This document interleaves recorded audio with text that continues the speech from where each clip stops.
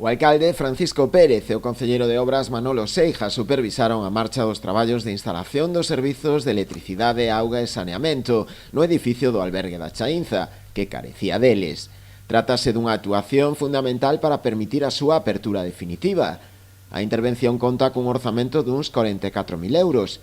As previsións que manexa o Concello é que os traballos poidan estar rematados xa antes da Semana Santa. Un albergue de nada vale se non ten luz, agua e saneamento. Isto vai nos permitir que estas obras que xa están moi avanzadas, pois en Semana Santa se abra o albergue e dé servicio a xente que queira facer o camiño de peregrinaxe a Santiago. Vai ter o primeiro albergue desta ruta, vai estar aquí en Noia e vai a ter todos os suministros que necesita. A esta actuación sumaránselle tamén outras dúas intervencións, tamén con cargo ao Plan de Sostenibilidade Turística da Rede de Muros Noia, cun investimento de 170.000 euros, como son as sendas peonís do Obre e do entorno no que se sitúa o propio albergue. Hai outras dúas obras que son dentro do mesmo programa de turismo, que é a senda peonil do Obre e senda no entorno da fábrica da Chaínza.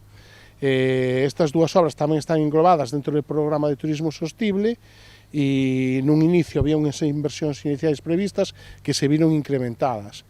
De feito, un tramo que non estaba previsto no proxecto inicial e con xestións realizadas co órgano xestor do seu destino conseguimos que se ampliara e que se acabara realmente un camiño que por moi poucos metros non finalizaba un tramo concreto e vamos a completar tamén con recursos propios do Concello unha actuación no Camiño do Sino que tampouco estaba previsto e é non en torno destes dous camiños, non?